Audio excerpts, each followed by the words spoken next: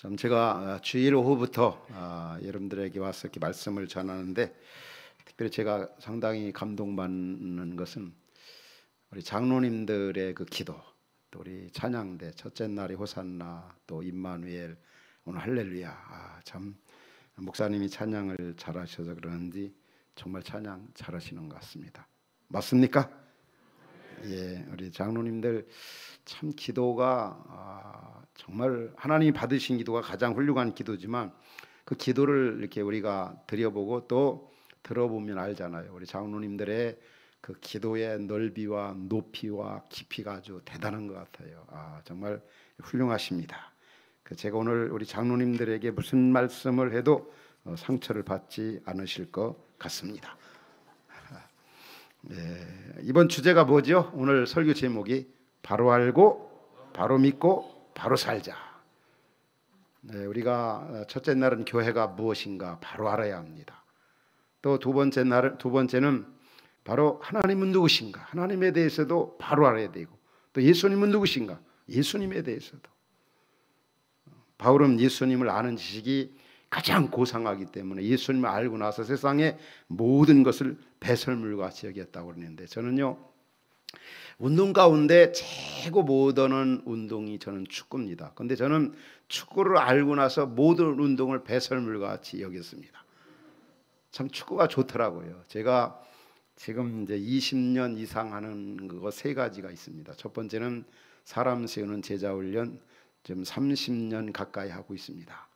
또 한 가지는 바로 축구 21년째입니다. 그리고 또 하나는 이 가정교회 지금 20년째 들어섰습니다. 저는 성격이 참 급하고 그렇게 뭐 인내심도 없는 것 같은데, 아주 중요한 그 본질적인 그런 부분에 대해서는 이제 한 우물을 판 것 같아요. 슈바이처가 그런 말을 했죠.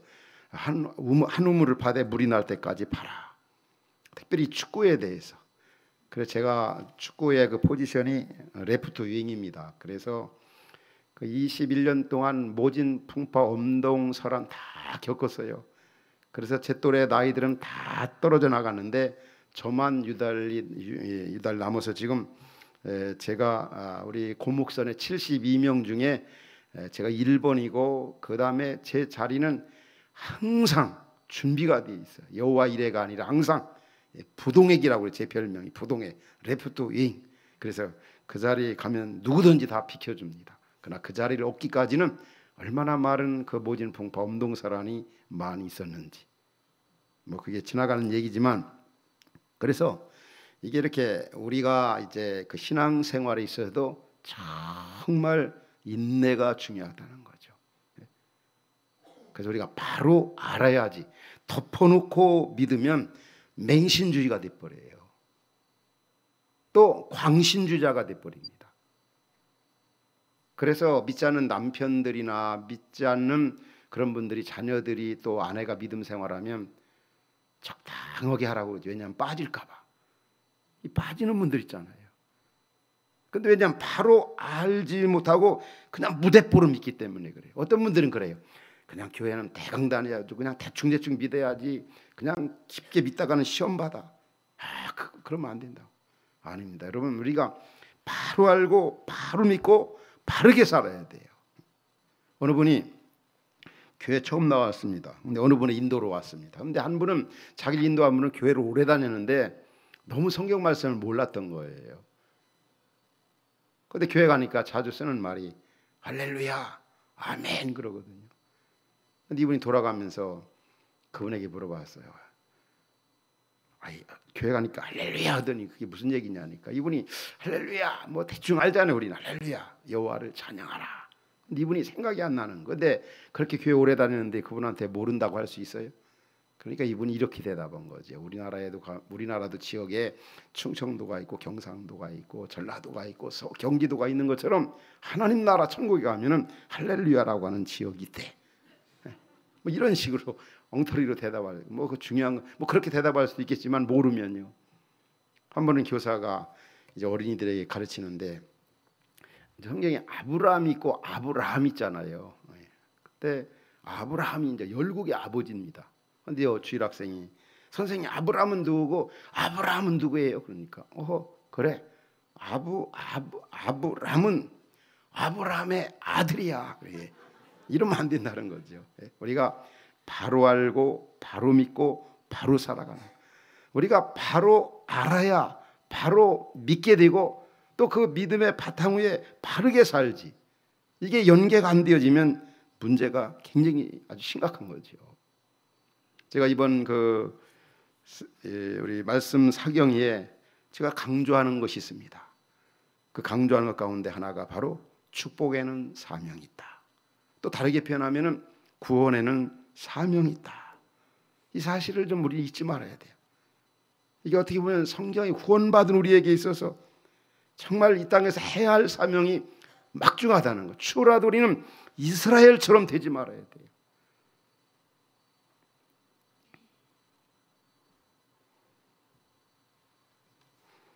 그리고 이번에 우리 말씀 사경에 그 주제가 본질로 돌아가자죠. 본질로. 이 본질은 예수님입니다. 예수님. 근데 본질로 돌아가자는 말은 성경의 원리와 방법으로 살자. 성경이 가르쳐준 대로 알고 가르쳐준 대로 믿고 알려주는 대로 그대로 살자는 거죠.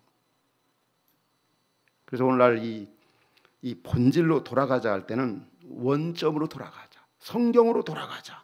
우리 장로님들이 기도할 때 그런 기도를 드리잖아요. 초대교회로 돌아가게 하옵소서. 이 말은 원래 모습 교회대로 돌아가자. 성경에서 말하는 그런 교회의 모습대로 돌아가자는 거예요.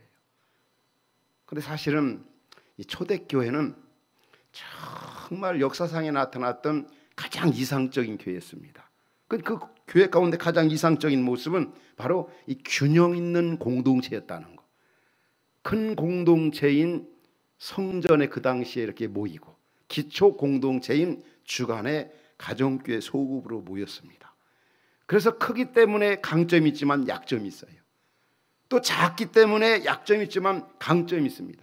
서로 큰 공동체 연희교회와 기초 공동체인 이 다락방, 이 구역, 서로 유기적 보완 관계로 나갈 때 그런 교회가 아름다운 교회가 될 수가 있는 거예요.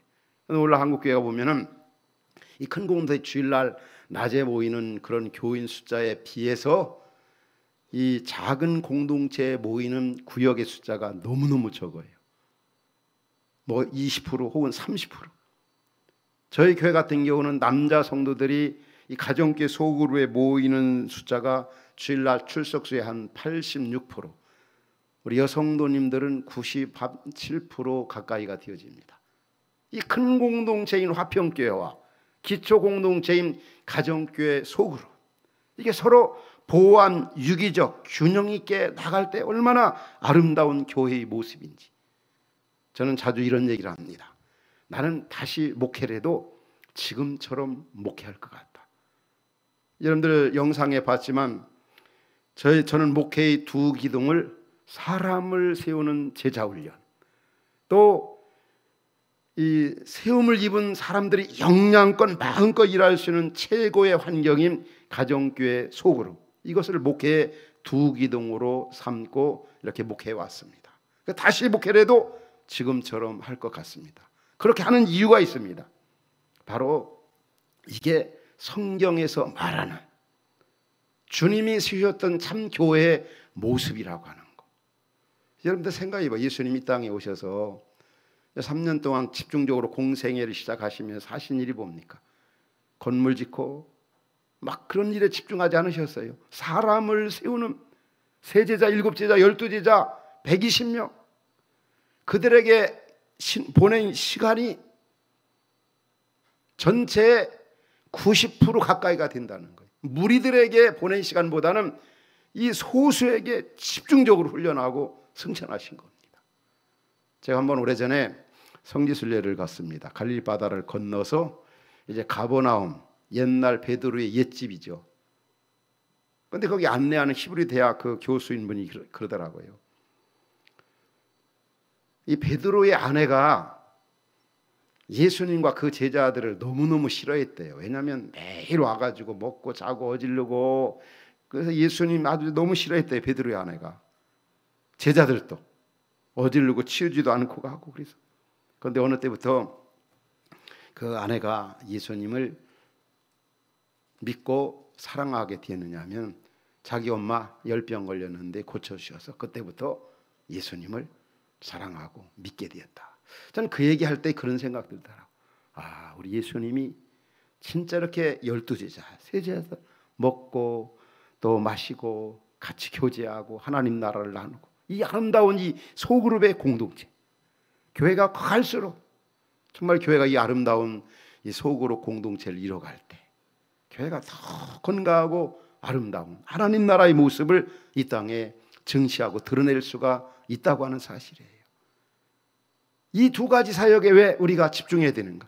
이게 바로 성경에서 말하는 주님이 세우셨던 공동체의 모습이기 때문에 우리는 본질로 돌아가자, 또 초대교회로 돌아가자 말만 하고 우리 예수님이 하셨던 사역을 하지 않으면, 그런 모습의 어떤 공동체를 세우지 않으면 말로는 안 되는 거죠. 우리가 500주년 종교개혁을 이제 종교개혁 500주년을 맞이하면서 요즘에 그 막 여러 가지 기념 행사, 뭐 여러 가지 이 슬로건들이 많이 있죠. 그런데 진정한 개혁은 슬로건으로 되는 것이 아니고 무슨 행사를 한다고 되는 것도 아니고 말 많이 외친다고 되는 게 아닙니다. 진정한 삶의 개혁은 성경으로 돌아가는 것이고 주님이 하셨던 그런 교회의 모습을 다시 되찾는 겁니다.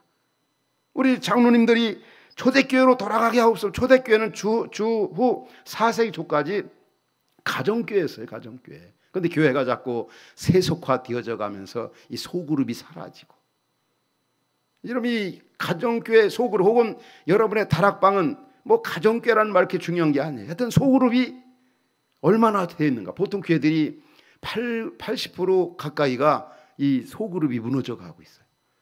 여러분들 아시잖아요. 성수대교 또 이 삼풍백화점 94년 95년대 분기가 되었습니다. 왜 그렇습니까?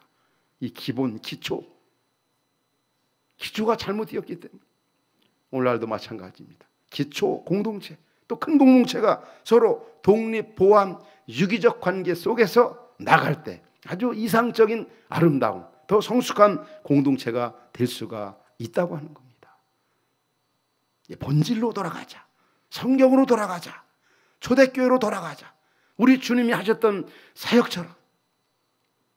또 성경의 전체 계명을 요약하면 하나님 사랑, 이웃 사랑, 이런 면에 역점을 두는 그런 공동체.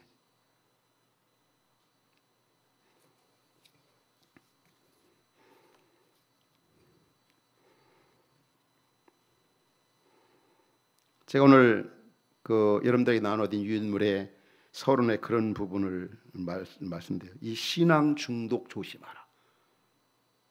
참 기분 나쁜 얘기죠. 신앙 중독 조심하라. 이 말의 의미가 그겁니다. 오늘날 이 땅에 얼마나 신앙 중독자들이 많이 있는지 몰라요. 하나님이 주신 종교성을 가지고 진짜 이 성경의 어떤 가치관을 가지지 아니하고 신앙생활을 그렇게 몇십 년 그렇게 하지만 그냥 어떤 기독교 세계관이 아니고 세속주의, 어떤 물질주의, 이런 부분들이 얼마나 심각한지.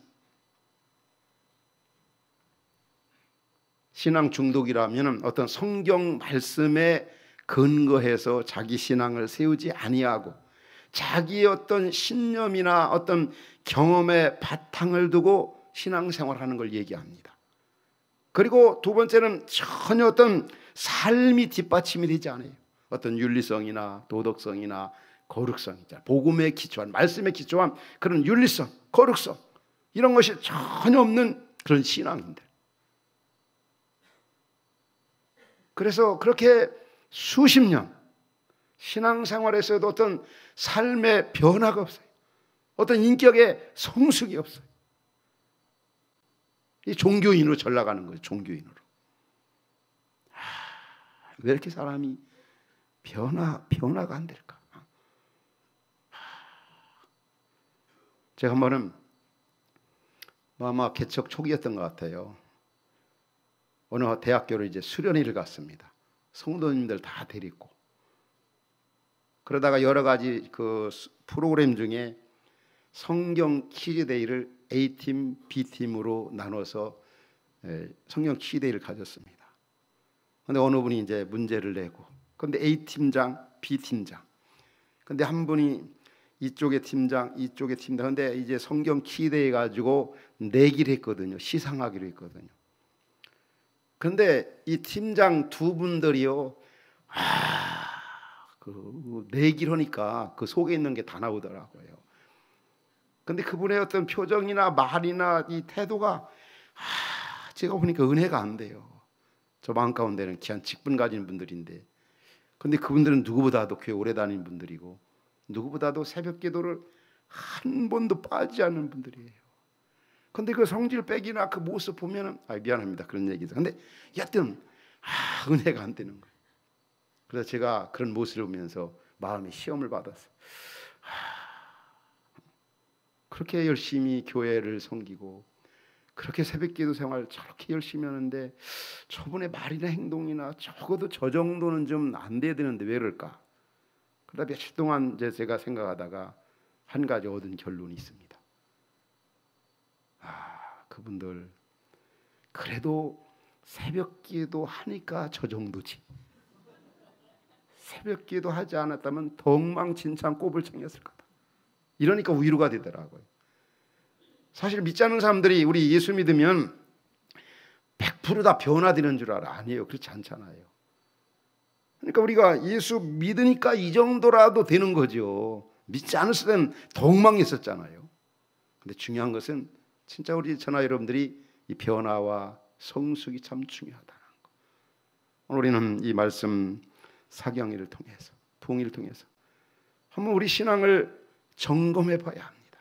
우리가 알아야 되면 100% 믿음으로 구원받지만 구원받은 믿음은 행함으로 입증이 되어야 된다는 거. 우리가 앞서도 말씀드렸지만 이단자들의 특징 몇 가지가 있습니다. 첫 번째, 이단자들은 보면은요, 이 열매, 삶의 어떤 열매가 없어요. 열매가.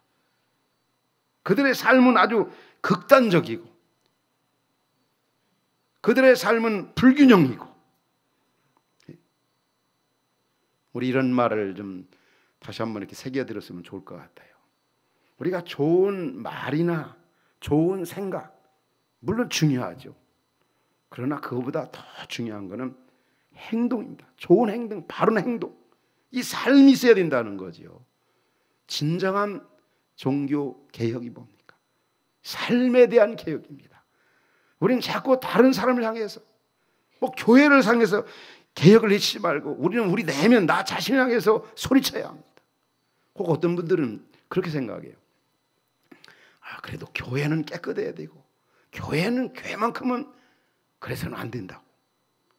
그러면 자기는 어떤데요? 여러분, 교회와 자신의 삶과 가정, 직장 이거를 별개의 것으로 생각하면 안 돼요. 우리 예수 믿는 우리들이 일상적인 일과 주님의 일을 너무 이렇게 분리시켜 생각하는 경우가 있어요. 이원론적 신앙이죠. 우리가 하는 바대로 신앙생활은 어떤 면에 보면 교회에서 하는 게 아니라 세상에 나가서 하잖아요. 왜? 엿새 동안에. 그래서 우리가 한번 이런 부분도 생각해 봤으면 좋겠어요.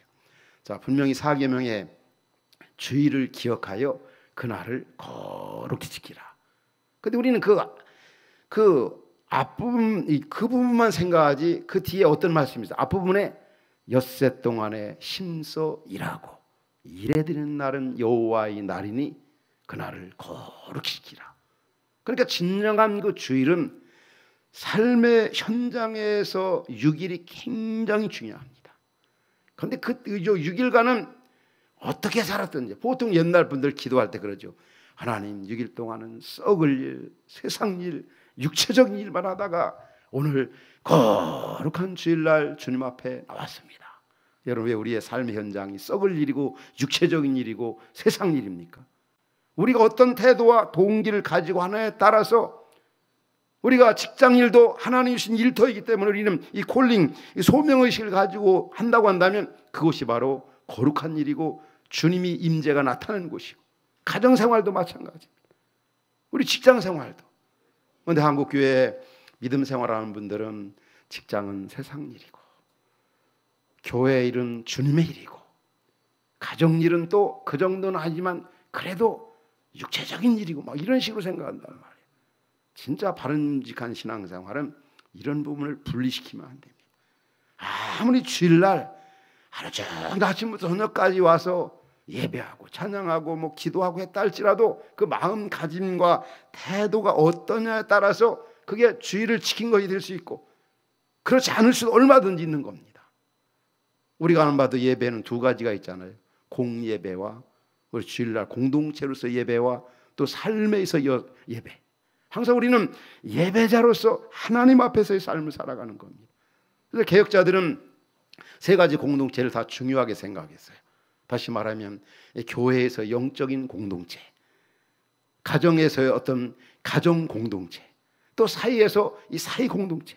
그런데 우리 신앙생활하는 분들이 자꾸 이런 영적인 공동체 그것만 중요하게 생각하고 가정적인 공동체나 어떤 사회적인 이 공동체 이런 부분은 소홀히 하고 있다는 거죠. 그래서 우리는 이 주일에 대해서 우리 잘 생각해야 됩니다. 내가 하나님 앞에 주일을 잘 지키는 분들이 어떤가? 원래 우리가 구약에서는 안식일이고 신약에서는 주일이잖아요. 이 주일 속에는 구약의 안식일의 그 개념이 의미가 다 담겨 있는 겁니다. 왜 예수님이 주일날 부활하셨고. 근데 구약에서 이 안식일은 어떻습니까? 하나님이 창조하신 것에 대한 누림과 감사가 있어 하나님 앞에 예배합니다. 신약도 똑같은 거지. 부활하신 이 주님의 은혜에 감사하면서 하나님이 우리를 통해서 하신 일에 대한 감사, 감격. 그리고 예배 속에서 하나님 앞에 경배하면서 앞으로 도래할 그 하나님 나라를 내다보면서 경험하면서 준비하는 것입니다. 그리고 어떤 태도와 동기를 가지고 하나님 앞에 예배하며 성들과 교제했느냐가 중요한 거지 아무렇게나 시간 때우는 식으로 된다는 것은 그게 좋은 것이 아닌 거죠. 우리가 자꾸 우리 믿는다 하면서 일상적인 일과 주님의 일을 너무 분리시키지 말라는 거. 제가 그 청년 때 뭐 교육전수다 시절에 한번 어느 이 60대 나이에 이런 얘기 가지고 좀 주책인지 모르겠습니다만은 누가 소개해줘서 어느 자매를 여의도 어디서 잠깐 뭐 선이라고 그러죠. 선을 본 적이 있어요. 근데 그 선을 이렇게 보는데 그 자매가 제가 뭐 이런저런 얘기하다가 제 기억으로는 이 얘기를 물어본 것 같아요. 뭐냐면 자매님 지금 실례지만 직장은 어디 나가세요? 그러니까 전사님 나는 지난 주간까지는 세상 직장 나갔다가 이번 주부터는 이제 하나님의 그 하나님이 주시는 직장으로 이렇게 나가게 되었다고. 그래서 그럼 세상 직장은 어디셨는데요? 또 하나님이 주시는 하나님이 일터 직장은 어디인데요? 일반적인 회사더라고. 그러다가 거기를 사직하고 선교부에서 일하게 됐다는 거예요. 그래서 제가 그때 이제 마음이 이렇게 자꾸 멀어지더라고. 아, 이 자매는 다음에 또 다시 만나야 되겠다 그런 것보다 오늘로 끝내야 되겠구나 그런 생각이 들더라고. 여러분 우리가 이 삶 속에서 너희가 뭘 먹든지 마시든지 하나님의 영광을 위해서 우리 하나님 나라 가치관을 가지고 무슨 일 하든지 죽게 하듯이 하면 되는 건데 너무나 현실에 대해서 외면하고 우리 예수 믿는 사람들 가운데 세상을 보는 견해가 세 가지 어떤 관점에서 봅니다. 어떤 분들은 이 세상을 아주 장망성으로 보는 거예요. 이 썩을 세상, 없어질 세상. 이 장망성으로 이게 보는 이 견해는 잘못된 겁니다. 왜냐하면 예수님이 우리가 말씀 배운 것처럼 너희는 세상의 소금이다. 너희는 세상의 빛이다. 우리 예수님 고별 기도에서도 이 제자들, 이 땅에 있는 성도들을 이 땅에서 데려가기 위함이 아니라고 그랬어요. 이 땅에 우리를 남겨두신 이유가 왜 그렇습니까? 우리 예수 믿는 교회는 세상의 한복판에 서 있어야 돼. 한복판에. 그 세상을 구원해야 되고 세상 속의 사명을 감당해야 되고 세상을 하나님 나라로 바꿔야 되는 그런 사명이 있는 거죠. 우리가 아무것도 아닌 우리에게 우리 보고 너희는 세상의 소금이 되라 빛이 되라 그러지 않았어요. 우리 믿는 성도 자체가 소금이다 빛이다. 얼마나 감사합니까? 우리는 세상에 대해서 장망성으로 이렇게 보는 건 바람직하지 않아요. 또 어떤 분들은 도피주의적인 태도를 가져요. 이상 자꾸 현실을 도피하고 이단자들은 그래요. 막 그냥 세상 막 또 좀 모으면 또 마귀가 역사한다고 그러고 막 자기가 잘못해놓고 또 마귀가 역사한다고 막 뭐 그런 얘기 있잖아요. 집안을 엉망으로 해놓고 금식기도 갔다 오다가 어떤 옆에 있는 집 밭에 들어가서 호박 따다가 와서 남편 된장찌개 그럼 여러분 그 금식 기도한 게 무슨 의미가? 왜 남의 집 들어가서 호박 따가지고 남편 된장찌개, 이게 보면 기도하는 것과 삶이 너무너무 엉망이란 말이에요. 이 도피주의적인 이 태도, 이것도 정말 우리 조심해야 돼. 하나님 나라를 경험했던 세 제자를 여기가 있는 걸 조싸우는데 그들을 데리고 산 아래로 내려오셨습니다. 예수. 우리를 왜 세상에 남겨 놓으셨는가? 왜 우리를 세상에 보내셔서 우리를 구원하셨는가? 이 세상 속에서 사명을 감당하라고. 우리 예수 믿는 사람들이 가장 바람직한 자세가 바로 이 변혁주의적인 태도를 세상에 대해서 갖는 겁니다. 하나님 나라 가치관, 성경이 보는 관점으로 세상을 보고, 이 하나님 나라, 우리 기독교 세계관을 얘기할 때 이 창조, 구속, 창조, 타락, 구속을 얘기하잖아요. 이 땅이 하나님이 아름답게 창조하셨어요. 범죄로 말미암아 이렇게 타락이 되었어요. 하나님께서 그리스도 예수를 통해서 구원하셨습니다. 그 성경을 구속사라고 얘기한 이유는 이 구속사의 성격을 강하게 띠고 있기 때문에, 그래서 저나 여러분들 이 땅에 사는 목적이 하나님의 나라를 구해나가고 하나님 나라를 건설하고 하나님의 의를 드러내고 이렇게 살라고 우리를 구원하시고 우리에게 은혜와 복을 주셨다는 사실 잊지 말아요. 우리 예수 믿는 우리들은 정말 이런 바른 성경적 기독교 세계관을 가지고 그렇게 살아야 돼요. 근데 이 신앙생활에 가면서도 전혀 그런 부분에 영향을 받질 않아요. 그래서 우리 좀 일반적으로 그런 경우가 있어가지고 몇 가지 좀 여러분과 함께 이렇게, 그런 우리가 좀 뭐 어떤 그 진리 문제나 본질적인 문제는 아니지만 이런 부분을 더 보존하고 더 확대하기 위해서 좀 버려야 될 이런 부분들. 예수를 믿어가면서도 어떤 분들은 아주 그 풍수 지리설을 얼마나 이렇게 믿는 분이 있는지 몰라요. 한 번은요, 제가 이제 교회가 너무 이제 작은 곳에 있다가 이제 좀 넓은 장소로 옮겼습니다. 너무 포화 상태라. 그래서 근데 어느 교회에 이렇게 나오시는 그 교회에서 참 봉사 많이 하시는 그 집사님이 저한테 그래요. 목사님, 저기 제가 미장원에 이렇게 자주 가는데 미장원에 어느 교회 사모님이 자기하고 같이 이렇게 머리를 자주 온대요. 근데 우리 화평교회가 이렇게 미도 상가에서 있다가 대명상가로 그 사모님 말씀이 이사 간다는 소식을 들었는데 교회가 부흥될 때 이사 가면 좋지 않은데, 그리고 사모님이 그런 얘기를 하고 있는 거예요.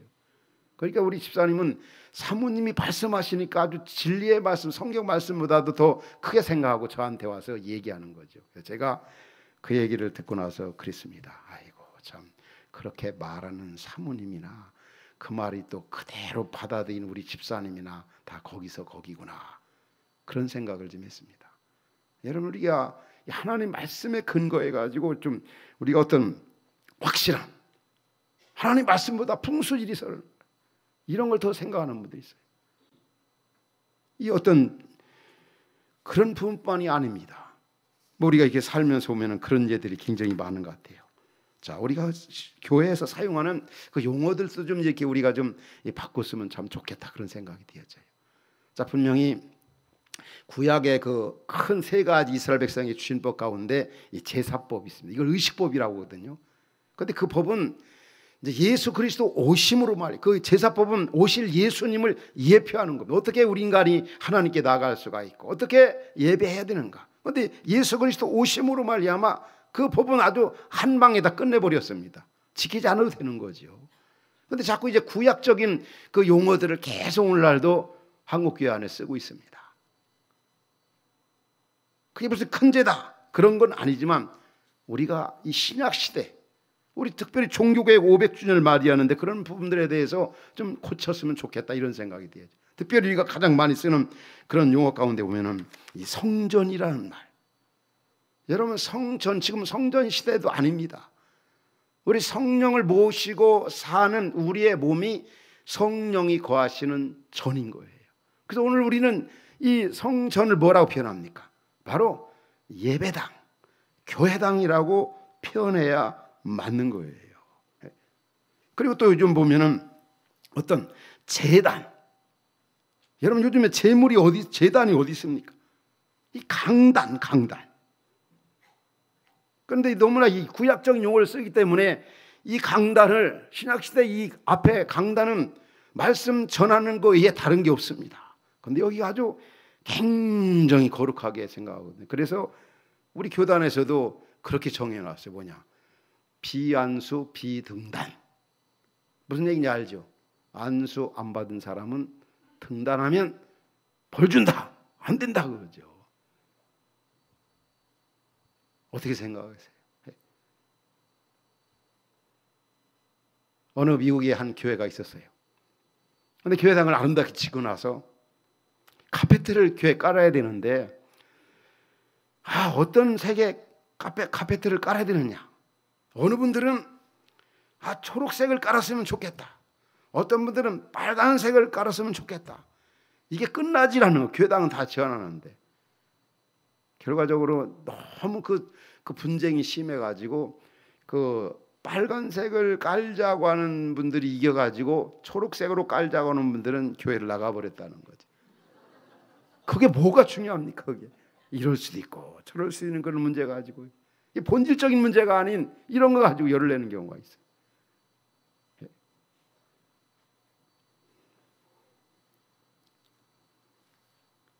이 재단이다 또 재물이라는 말. 지금 재물이 어디 있습니까? 그러니까 뭐 어떻게 쓰면 예물 이렇게 쓰면 참 좋겠죠. 또 제사가 아니잖아요. 지금 예배, 뭐 명당 자리 막 이런 얘기 이것도 풍수지리.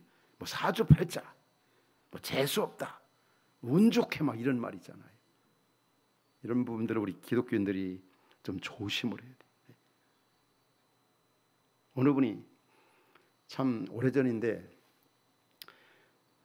제자훈련 이제 우리 남자반 이렇게 한 12명 정도 이렇게 하는데 그분은 이런 분이에요. 항상 그런 얘기를 해요. 목사님 저는 2가지 불쌍한 사람이 있습니다. 그래요. 우리 교회 와가지고 너무 행복하게 신앙생활하는 분인데 그런 얘기더라고요. 그래서 왜요? 그러니까 어떤 사람이 그러니까 첫째는 예수 믿지 않는 사람이 첫째 불쌍하고 두 번째는 화평케 한다는 사람이 참 불쌍하다. 그런 얘기 들을 때 제가 기분 좋을 것 같아요? 안 좋을 것 같아요? 뭐 좀 좋을 수 있겠죠. 근데 제가 그분한테 그런 말 조심하라고 그랬습니다. 근데 이분이 어느 날 그러는 거예요. 제자 훈련하는데 자기가 꿈에 돼지 꿈을 꿨다는 거예요. 그래서 복권을 샀다는 거예요. 그러니까 참 너무 어이가 없는 거예요. 이렇게 둘러앉았는데 그러면서 저한테 목사님이나 안 사지 여기 있는 분들 다 살 거라는 거예요. 불난 꿈 꾸고 돼지 꿈 꾸면은 복권 다 살 거라는 거예요. 기가 막힌 거죠. 그래서 제가 찬송 한 장 좀 부르고 그 다음에 제가 둘러가면서 물어봤죠. 성도님, 그 돼지 꿈 꾸면은 복권 사시겠어요? 아니요. 사시겠어요? 아니요. 사시겠어요? 아니요. 사시겠어요? 아니요. 사시겠어요? 아니요. 자기만 산 자기 거. 이게 좀 위로가 되더라고요. 여러분 우리는 성령의 지배와 통치를 받아야 되는데 뭐 불난 꿈 꾸고 뭐면 혹시 당첨이나 되지 않을까 해가지고 이런 복권 사는 이런 분들이죠.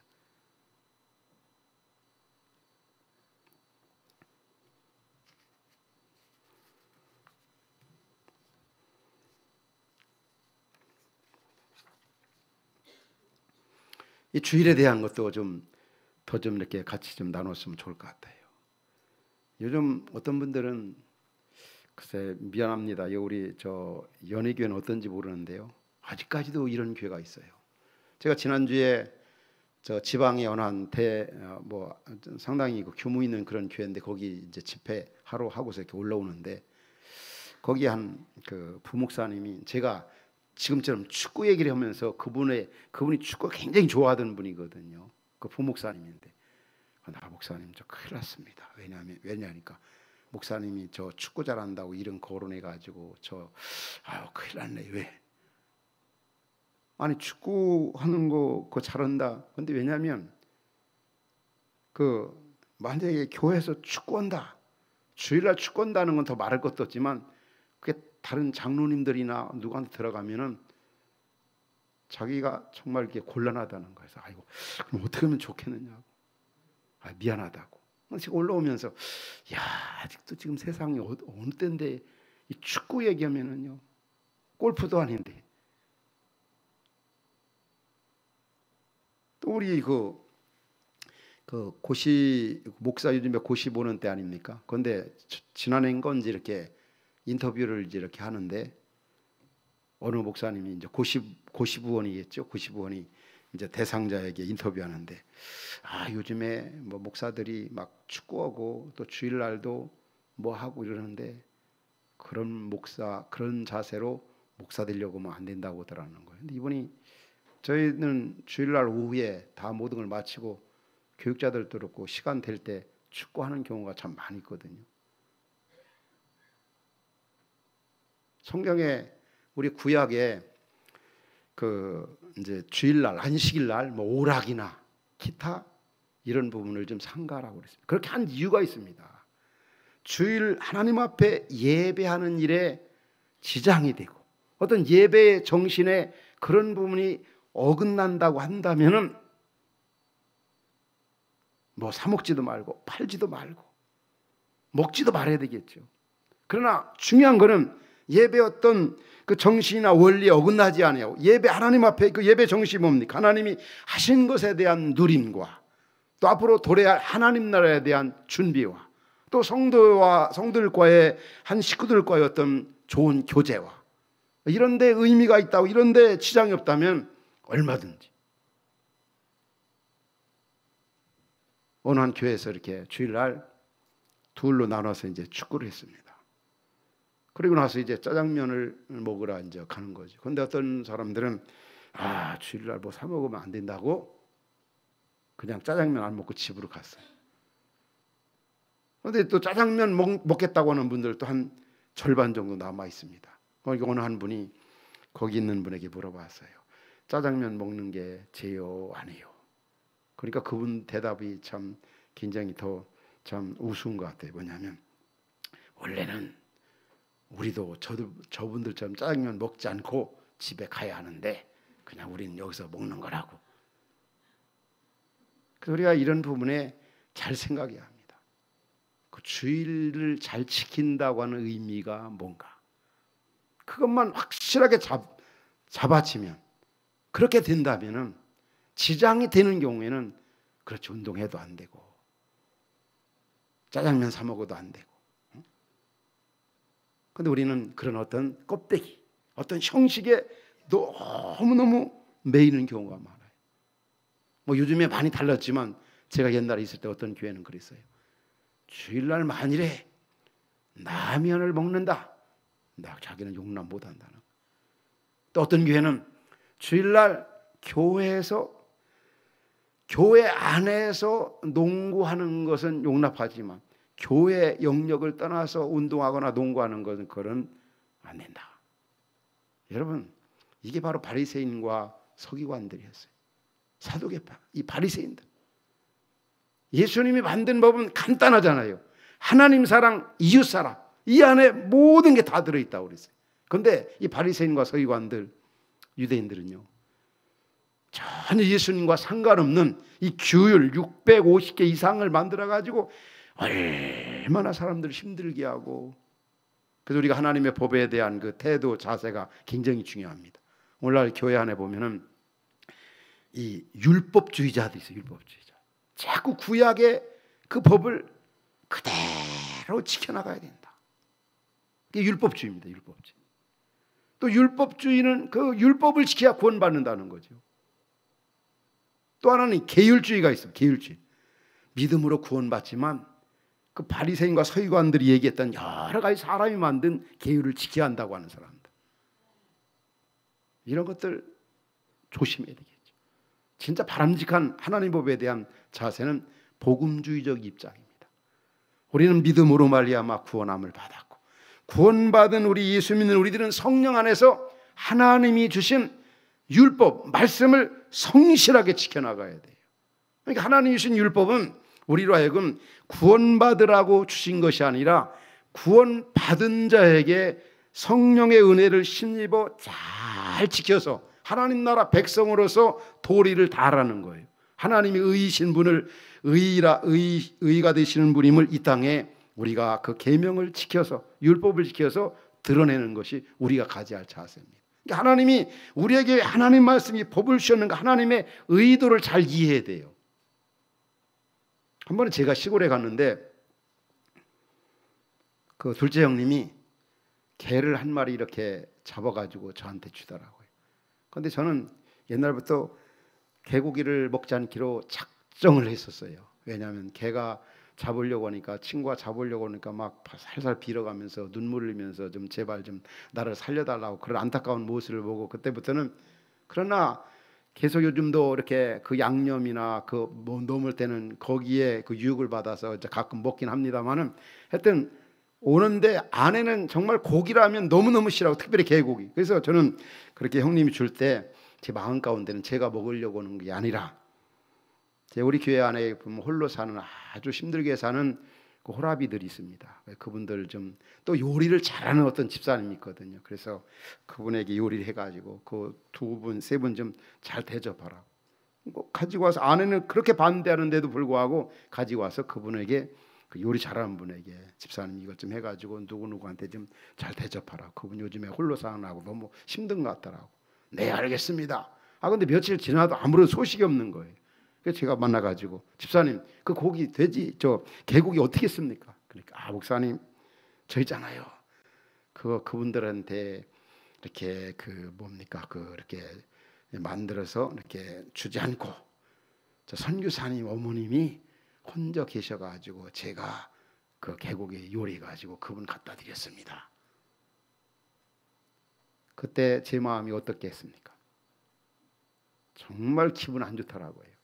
왜냐하면 제 의도는 물론 권사님도 필요하지만 그 안에 그 핍박과 그 고통 속에서 그 충청도에서 여기까지 가져오나 얼마나 힘들어가지고 그분들 3명을 생각하면서 갔는데 자기 마음대로 그냥 그 권사님 끓여서 갖다 줬다.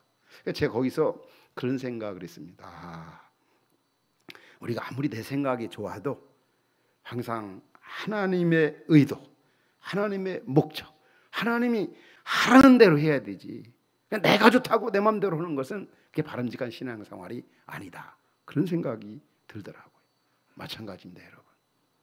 하나님 우리에게 율법을 주신 의도는 우리가 그걸 지켜서 구원받으라고 주신 것이 아니라 우리가 지킬 수 없는 그것을 그리스도 예수께서 율법을 십자가로 말미암아 완성시켜 주시고 그리고 우리로 하여금 성령을 선물로 주셔서 성령을 쫓아 행함으로써 율법을 성실하게 지키라고 그랬어요. 우리 바울 서신에 보면은 율법으로 구원받으려고 하는 자는 저주를 받을지어다. 그리스도에게 끊어질지어다. 바로 유대주의자들 향해서 한 얘기 아닙니까? 그게 바로 율법은 구원받고 우리를 의롭게 할 수가 없어요. 죄를 깨닫게는 해도. 그런데 오늘날도 우리가 그렇게 생각하면 안 돼요. 오늘 본문에 봐도 어떤 강조를 하고 있습니까? 이 바울 서신에서는 사람이 의롭게 되는 것, 구원받는 것은 믿음으로 된다고 그러는데 야고보는 뭐라고 그러죠? 우리 사람이 구원받는 것은 믿음으로만 되는 게 아니라 행함으로 되어진다. 자, 여러분들에게 질문을 던지고 싶어요. 너무 잘하는 말씀입니다. 여러분들이 우리 사람이 의롭게 되고 구원받는 것은 믿음으로입니까? 행함으로입니까? 예? 믿음입니까? 행함입니까? 우리가 알아야 될 건 뭐 다 맞는 것 같죠. 우리가 믿음으로 구원받는 게 확실합니다. 100% 믿음으로 구원받습니다. 그러나 구원받은 믿음은 100% 행함으로 입증이 돼 있다. 그러니까 이 루터 같은 사람은 우리가 아는 것처럼 이 야고보서를 지푸라기 같은 서신이라고 아주 낮게 평가했잖아요. 그 이유가 있습니다. 왜냐하면 그 로마 부패한 캐톨릭이 행함으로 구원받지도 못하고 엉터리 같은 짓을 하면서 자꾸 행함을 강조하니까 루터가 오직 사람이 구원받는 것은 믿음으로다. 믿음이다. 이걸 강조하다 보니까 어떤 시대적 정황이나 배경 때문에 바로 이 지푸라기 서신이라고 얘기한 거지. 실질적으로 이 야고보는 구원받은 믿음은 행함으로 입증해야 된다는 거죠. 그래서 다시 말하면 믿음과 행위는 별개의 것이 아니라는 걸 알아야 돼. 이거는 서로 생명적인 관계고 병행이지. 마치 칭의와 성화도 마찬가지입니다. 우리 사람이 믿음으로 의롭게 되지만 의롭다함을 받은 우리는 성령의 은혜를 힘입어 날마다 거룩하게 살아서 우리에게 칭의의 은혜를 주신 그분의 의를 드러내고 그분을 영화롭게 하고 그분을 시원하게 드리고, 우리 한국 교회가 보면은 자꾸 이게 무율법주의적이고, 율법 필요 은혜로 구원받았다 그러면서 행함이 없어요. 그러면서 어떤 성화의 삶을 살고 있지 않아요. 이런 믿음은 가짜 믿음이에요. 그래서 오늘 야고보가 하나님 말씀 우리에게 뭐라고 그러면, 너희가 믿음이 있노라 하고 행하면 믿음은 그 자체가 죽은 것이라고 그랬어요. 더욱게 하라, 배부르게 하라면서 그에게 먹을 걸 주지 않으고 입을 걸 주지 않으면 그게 무슨 소용이 있느냐고. 오늘 한국 교회가 세상으로부터 욕을 먹고 지탄받는 이유가 뭡니까? 신뢰를 잃는 이유가 뭡니까? 구원받은 믿음이라면 행함으로 보여줘야 되는데 행함이 없어요. 이 성화의 길을 걷질 않고 있어요.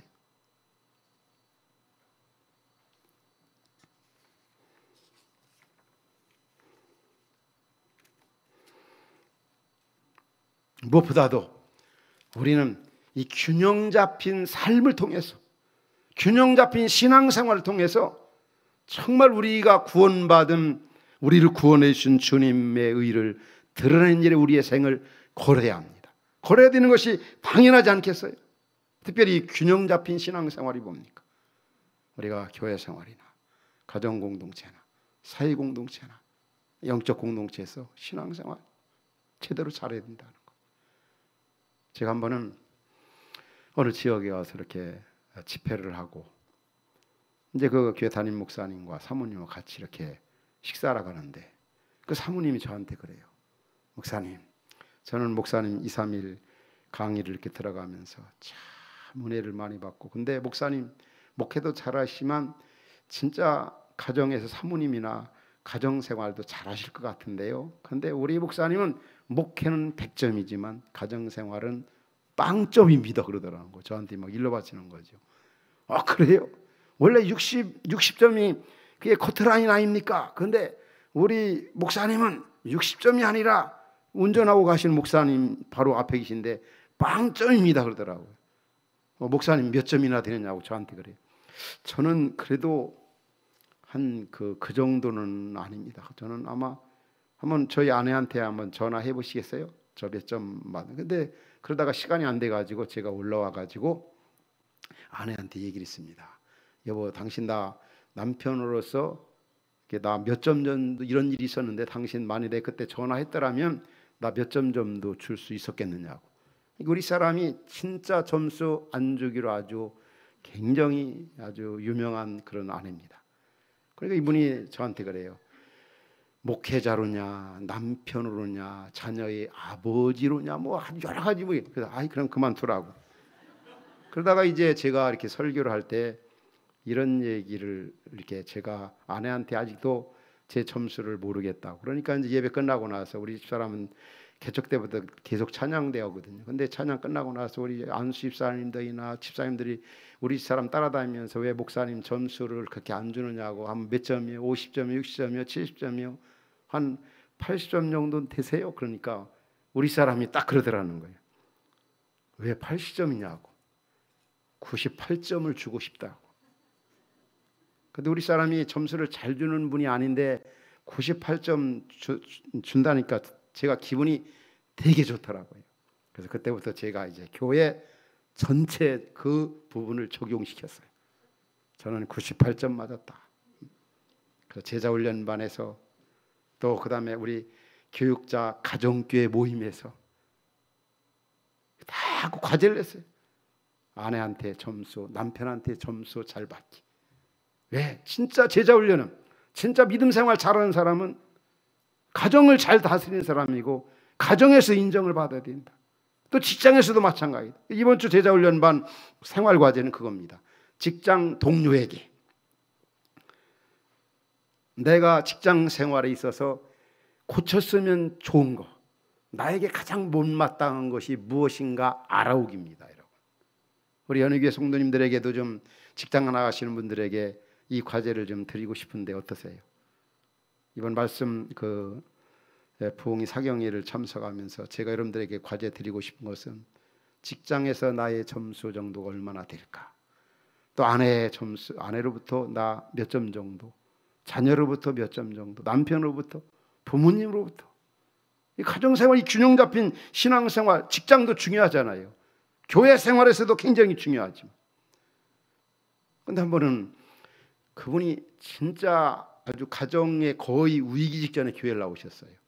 근데 이분이 우리 제자반, 우리 교회 와가지고 제자반 받으면서 너무 분위기가 달라졌어요. 가정물이 확실히 달라진 거예요. 근데 이 숙제를 내는 이분이 안 왔어요. 안 해왔어요. 그래서 제가, 그러면 자, 반장으로서 이 숙제를 안 해오셨는데, 그러니까 이분이 그래요. 목사님, 저 숙제는 안 해왔어도 아내한테 점수를 자신 있게 받을 수 있다는 거죠. 그래서 제가 전화를 했습니다. 아내한테, 그분한테 전화해도 되겠느니까 하라는 거죠. 그랬더니 지금 우리 성도는 제자 훈련 받는 숙제를 안 해왔는데 이 남편으로서 가정생활에 몇 점 정도 주고 싶으냐. 그래서 저는 한 50점이나 60점 줄 줄 아는데요, 100점이 아니라 목사님 저는 110점 주고 싶다는 거예요. 와, 그래서 이분이 너무 좋아하는, 그래서 그날 저쪽에 그 매운탕 14명을 다 냈어요. 너무 좋아가지고. 근데 그 파주에 저희 교회에서 이렇게 건물도 짓고 파송한 그 목사님 한 분이 계셔요. 그래서 거기 가까운 그 매운탕 집이길래 오라고 그랬어요. 오니까 그분이 왔더라고, 이거 목사님이. 그래서 우리가 이 매기 매운탕에 그 먹게 된 역사적 배경을 얘기를 했어요. 그러면서 제가, 당신 아마 그 개척교회 하는데 아기가 4명이나 돼요. 이 양반은 맨날 개척교회 가면서 아기만 낳나 봐요. 당신 아마 당신 그 사모한테 엄청나게 점수 낮을 걸. 그랬더니 이 양반이 그래요. 아니 목사님, 나 아내가 점수 진짜 많이 줄 거라고. 그래, 그러면 내가 한번 전화해 보겠다고 바로 이렇게 전화를 했어요. 그랬더니 참 놀라운 것은 진짜 개척교회 가면서 아기 냈나 얼마나 힘들겠어요. 그래서 자기 남편의 점수를 98점, 저하고 똑같은 점수를 주게 돼요.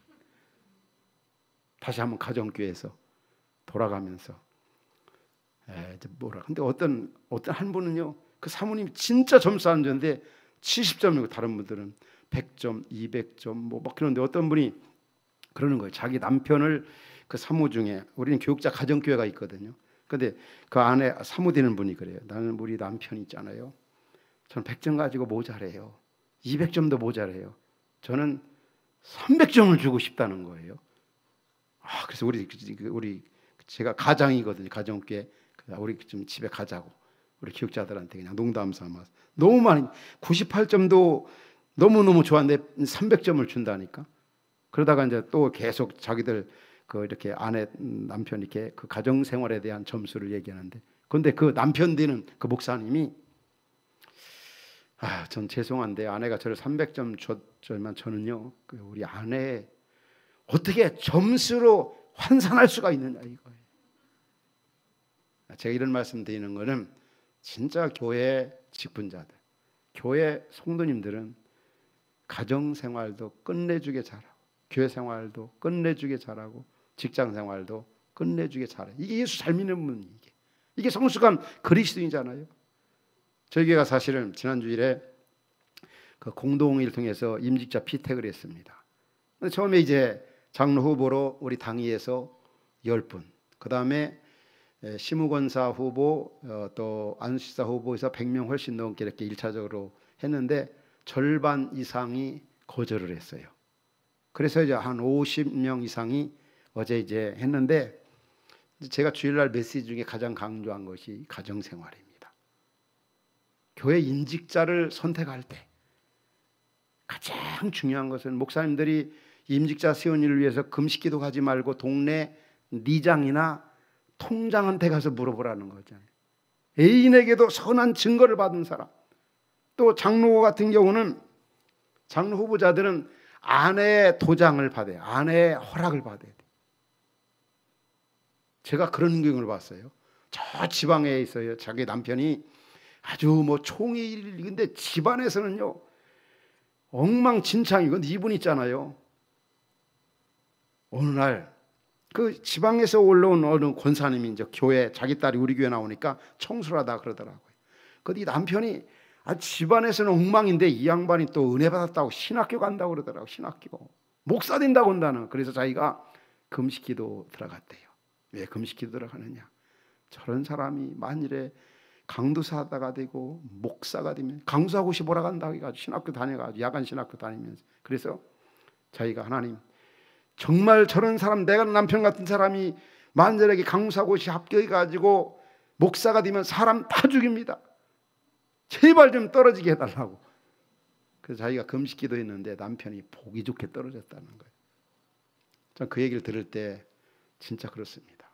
한 아내의 남편이 되고. 그래서 저희가 이렇게 공동을 했는데, 남자분들은 네 분이 다 됐더라고. 근데 어제 여기서 여러분들 메시지 끝나고 가서 이렇게 보니까 우리 심우건 사후분들, 남자 저 안수사분들은 한 분도 안 됐어요. 그냥 네 분 장로님만 됐더라고요. 저는 그냥 그래서 그것으로 만족해 기도하면서 선택했는데, 근데 저희 교회가 참 감사한 거는 이런 부분에 대해서 너무 이렇게 연연하지 않는다는 거. 그냥 우리가 주신 은혜대로, 받은 은사대로 섬기는 것이고, 뭐 여러분들도 다 마찬가지겠지만, 참 이제 교회의 그런 모습 가운데 이 균형 잡힌 신앙생활,